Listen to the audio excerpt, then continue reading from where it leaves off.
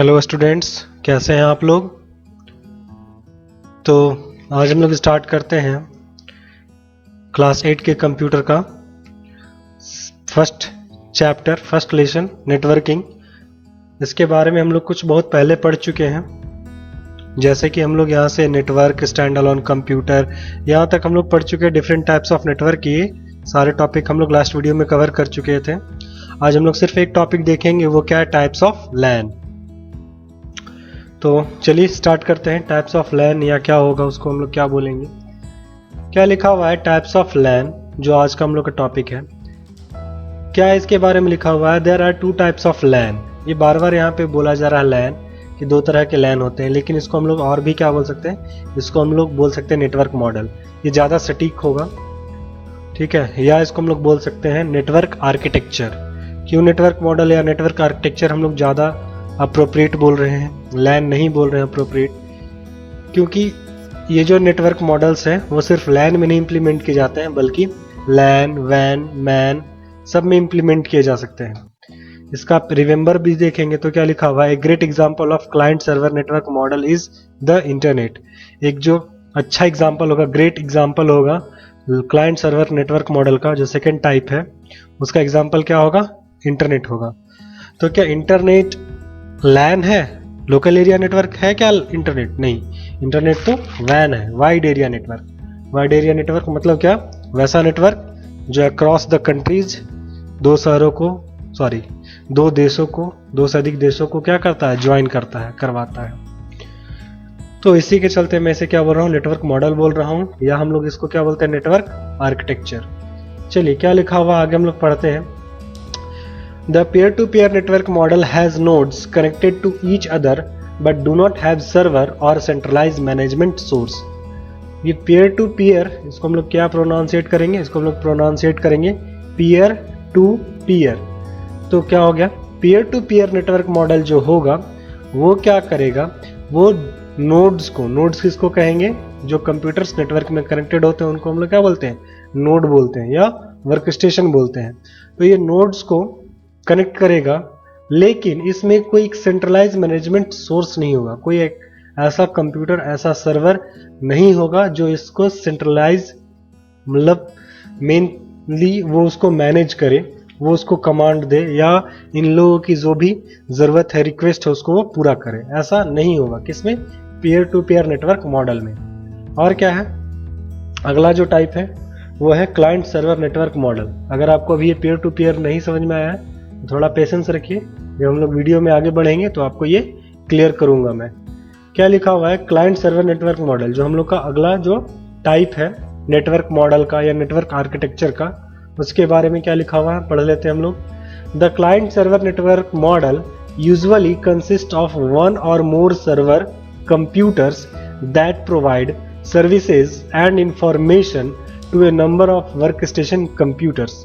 मतलब क्या हो गया, क्लाइंट सर्वर नेटवर्क मॉडल जो होगा उसमें यूजुअली प्रायः एक या एक से ज़्यादा सर्वर होंगे। जैसे आप यहाँ पे देख सकते हैं, इसमें एक सर्वर है, एक या एक से ज़्यादा सर्वर होंगे जो क्या करेंगे, जो प्रोवाइड करेंगे सर्विसेज। सर्विसेज देंगे किसको, तो जितने भी वर्क स्टेशंस हैं, नोड्स है, कंप्यूटर है, उन सबको वो क्या करेंगे, प्रोवाइड करेंगे क्या, सर्विस। और चूंकि ये सर्विस प्रोवाइड कर रहे हैं तो ये सर्वर हो गए, और ये सर्विस उनसे ले रहे हैं, इसलिए इन लोगों को क्या बोला जाएगा, जितने कंप्यूटर्स उनको बोला जाएगा क्लाइंट। इसीलिए इस नेटवर्क मॉडल का नाम क्या होता है, client server network model. These services can be consist of live services. ये जो क्लाइंट्स हैं वो कैसे सर्विसेज डिमांड कर सकते हैं, या ये जो सर्वर है ये उनको कैसे सर्विसेज देगा, तो वो देगा live services, web services, email services, या इंटरनेट शेयरिंग सर्विसेज, या इंटरनेट को शेयर करने का सर्विस देगा। चलिए रिमेंबर पार्ट में क्या लिखा हुआ है, a great example of client server network model is the internet. एक जो ग्रेट एग्जाम्पल होगा क्लाइंट सर्वर नेटवर्क मॉडल का, वो क्या होगा, इंटरनेट होगा। और ऑन द इंटरनेट क्लाइंट्स और computer with web browser access websites that are hosted on server. Internet में क्या होता है, जो भी क्लाइंट्स होते हैं, सपोज ये एक क्लाइंट है, मैं फिगर नहीं ड्रॉ कर रहा हूँ, मैं इसी को बोल रहा हूँ, ये क्या है, क्लाइंट है। वो क्या करता है, किसी सर्वर से कनेक्ट होता है, जैसे ये गूगल का सर्वर है, या फिर यूट्यूब जो है उसका ये क्या है, सर्वर है, इससे वो कनेक्ट हो सकता है, होता है। कैसे होता है? तो with the help of internet. Internet क्या करता है? यहाँ पे एक ब्रिज का काम करता है। ये कनेक्ट करने में इस क्लाइंट को हेल्प करता है। कौन? इंटरनेट। जब कोई आप, जैसे हम लोग एग्जांपल लेते हैं, ये जो सर्वर है, ये सर्वर किसका है? तो इसको हम लोग मान लेते हैं कि यूट्यूब जो है वेबसाइट या सर्विस, इसका ये क्या है? ये सर्वर है।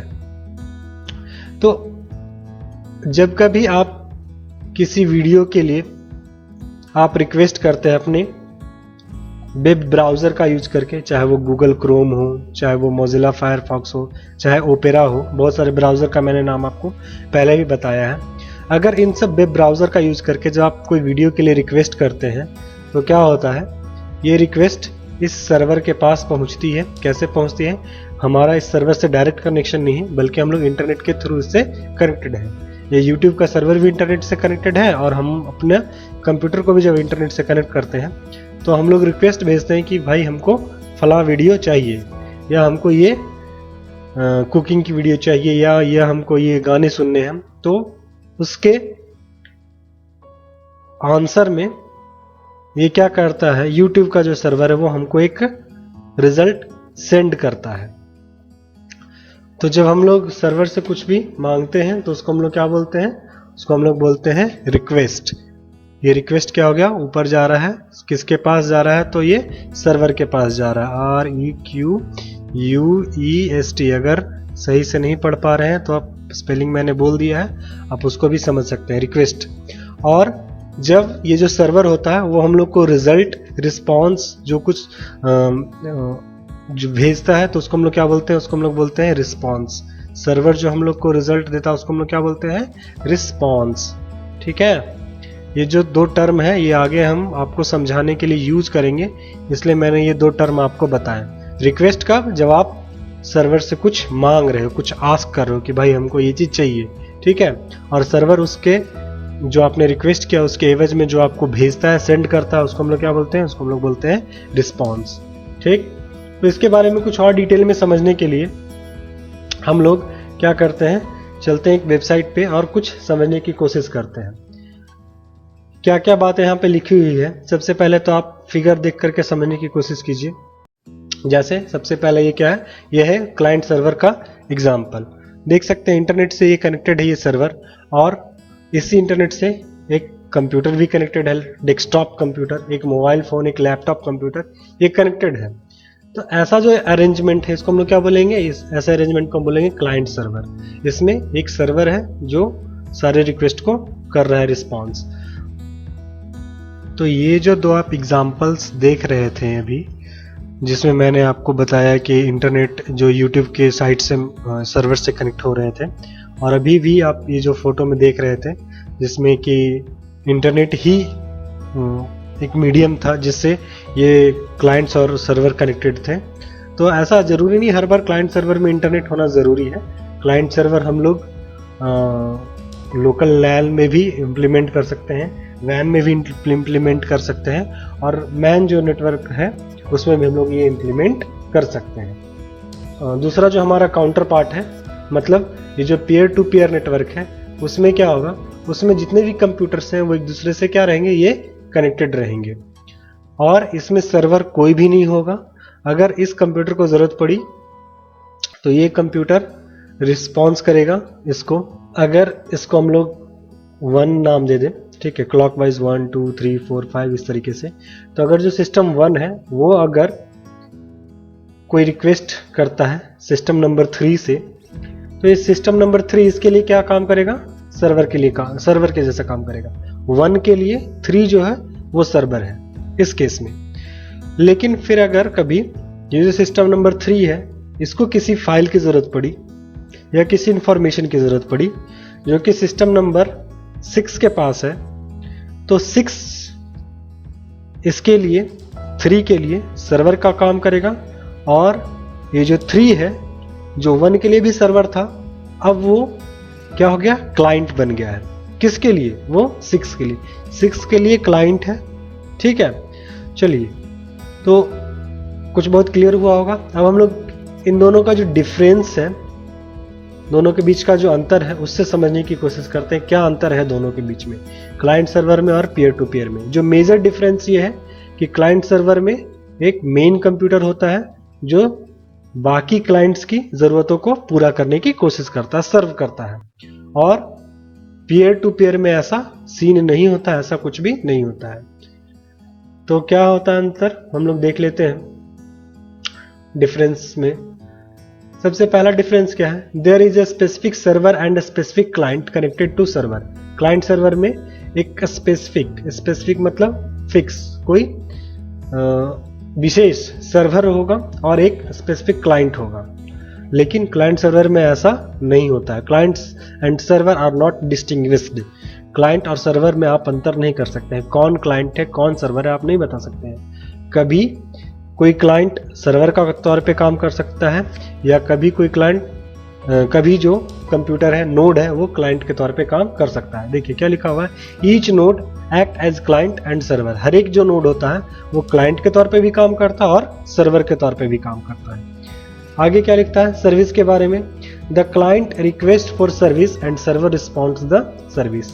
क्लाइंट जो होते हैं वो हर बार कोई ना कोई रिक्वेस्ट करेंगे कि मुझे ये फाइल चाहिए, इस फाइल को आप अपलोड कर लो, इस फाइल को आप सेव कर लो।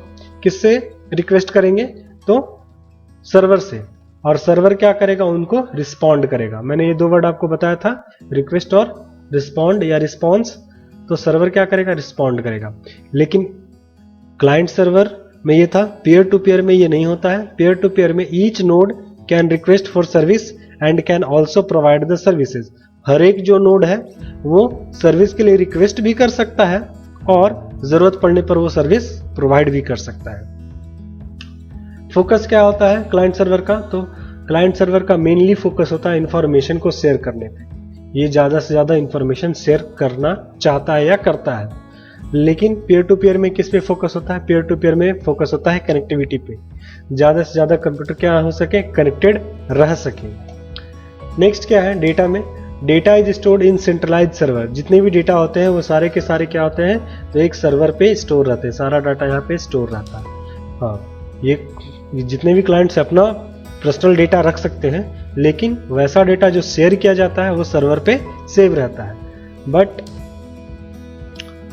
पीयर टू पीयर में each peer has its own data. हर एक पीयर के पास अपना डेटा रहता है और वो उसको अपने पास ही रखते हैं, जरूरत पड़ने पे वो दूसरे नोड को दे सकते हैं। नेक्स्ट क्या है, server. When several clients request for the service simultaneously, a server can get bottlenecked। क्या लिखता है कि अगर बहुत सारे क्लाइंट्स एक ही बार में किसी सर्विस के लिए सर्वर से क्या करते हैं, रिक्वेस्ट करते हैं, तो जो सर्वर है वो क्या हो सकता है, बॉटलनेक्ड हो सकता है। मतलब उसके पास एक बार में बहुत सारा डिमांड आ जाएगा कि हमको ये भी चाहिए वो भी चाहिए, तो क्या हो सकता है, सर्वर स्लो हो सकता है, हैंग कर सकता है। देखते होंगे आप कई बार कि जब किसी एक सर्वर पे बहुत सारे लोग एक ही बार में विजिट करते हैं तो सर्वर क्या हो जाता है, स्लो हो जाता है, काम नहीं करता, बहुत स्लो काम करता है। तो ये स्थिति हो सकती है कब, क्लाइंट सर्वर आर्किटेक्चर में।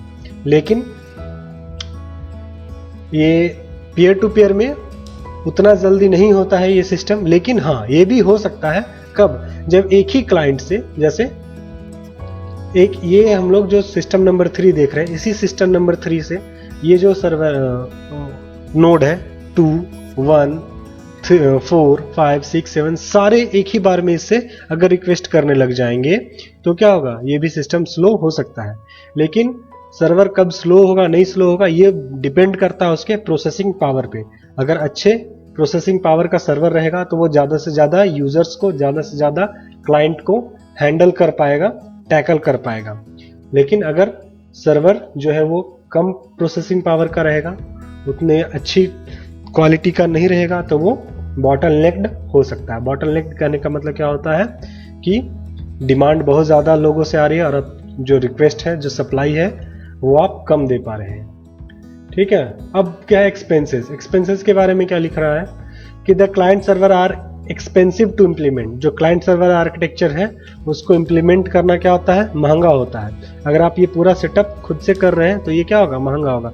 अकेले सर्वर काफ़ी महंगे होते हैं, फिर आपको क्लाइंट्स के लिए खर्च करना होता है। लेकिन अगर ये दोनों जो पार्ट हैं, ये सर्वर वाला पार्ट और क्लाइंट वाला पार्ट, अलग अलग पार्टीज के द्वारा इसका जो खर्च है वो बियर किया जा रहा है। मतलब ये जो सर्वर है कोई कंपनी बना करके दे रही है अपने एम्प्लॉयज़ को, अपने कस्टमर्स को, तब ये पीयर टू पीयर से भी ज़्यादा सस्ता पड़ जाता है। लेकिन ओवरऑल अगर हम लोग पूरा कॉस्ट को देखते हैं तो क्लाइंट सर्वर फर्स्ट टाइम में इम्प्लीमेंट करना क्या होता है, महंगा होता है। Client server are expensive to implement. Client server जो होते हैं नेटवर्किंग मॉडल, वो इम्प्लीमेंट करना महंगा होता है। पेयर टू पेयर में उसका उल्टा है, pair to pair are less expensive to implement. ये कम एक्सपेंसिव होते हैं। क्यों?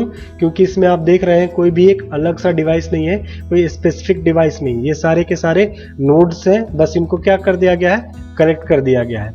और अगर हम लोग आगे पढ़ेंगे टोपोलॉजी के बारे में तो उसमें आप ये देखेंगे ये मेश टोपोलॉजी है। कौन सा टोपोलॉजी है? Mesh, MESH, mesh. ठीक है। नेक्स्ट क्या है? स्टेबिलिटी। स्टेबल कौन सा ज़्यादा होगा? तो client server is more stable and scalable.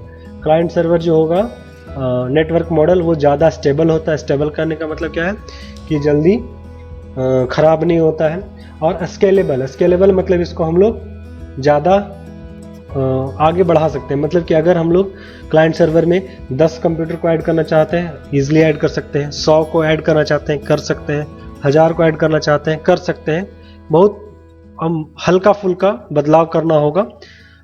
लेकिन पेयर टू पेयर जो होता है, अगर उसमें हम लोग जैसे जैसे पेयर्स को इंक्रीज करेंगे, जैसे जैसे नोड्स को बढ़ाने की कोशिश करेंगे, वैसे वैसे जो सिस्टम है वो कॉम्प्लिकेटेड होता जाएगा, मुश्किल होता जाएगा। क्यों? आप देख सकते हैं यहाँ पे ये जो सर्वर है, एक सर्वर सेटअप कर दिया गया और इस इंटरनेट के हेल्प से 2, 3, 4, 5, 10, 15 जितने भी मिल जाएंगे क्लाइंट्स, तो इसको कोई खास फर्क नहीं पड़ेगा अनलेस आपका जो सर्वर है वो पावरफुल है, अच्छी उसकी प्रोसेसिंग पावर है। लेकिन अगर हम लोग बात करते हैं इस पीयर टू पीयर में, तो जैसे ही हम लोग एक नया नोड ऐड करेंगे तो हर एक नोड के साथ उसकी केबलिंग करनी पड़ेगी और भी बहुत सारे बदलाव होते हैं जो प्रोटोकॉल्स में वो करने पड़ेंगे, तब आप जाकर के उसको ऐड करेंगे। और ये एक सिस्टम को ऐड करने में हुआ, 2 करेंगे तो भी उतना ही मेहनत है, 3 करेंगे तो भी उतना ही मेहनत है। इसीलिए ये जो पीयर टू पीयर नेटवर्क है वो ज़्यादा स्केलेबल नहीं है। उसको हम लोग ज़्यादा स्केलेबल मतलब ज़्यादा बड़े मात्रा में इसका उपयोग नहीं कर सकते। तो आई होप कि आपको क्लाइंट सर्वर और पीयर टू पीयर जो नेटवर्क मॉडल है वो समझ में आया होगा। जितना हम लोग के सिलेबस में है उससे कुछ ज़्यादा ही मैंने आपको बता दिया है, ताकि जब हम लोग फिर कभी इस टॉपिक पे मिले तो आपके माइंड में कुछ बातें क्लियर रहे, या अगर आप आगे कभी कंप्यूटर पढ़ते हैं तो चीज़ें क्लियर होनी चाहिए। यहाँ पे मुझे लगा कि एक पेज में या आधे पेज में इसको ख़त्म कर दिया गया है, जो काफ़ी कम है। ठीक है, तो आज के वीडियो में कुछ भी होमवर्क नहीं है। हम लोग अगले वीडियो में देखेंगे नेटवर्क टोपोलॉजी। अगर आप चाहें तो इसके बारे में कुछ बहुत पढ़ के आइएगा। ये एक लंबा टॉपिक है जिसमें हम लोग बहुत सारे टोपोलॉजी के बारे में पढ़ेंगे। बस है, रिंग है, मेश है, ट्री है। ठीक है, इन सब के बारे में लोग पढ़ेंगे। तो मिलते हैं अगले वीडियो में, तब तक के लिए बाय बाय। घर पे रहिए, सेफ रहिए और स्टडी करते रहिए।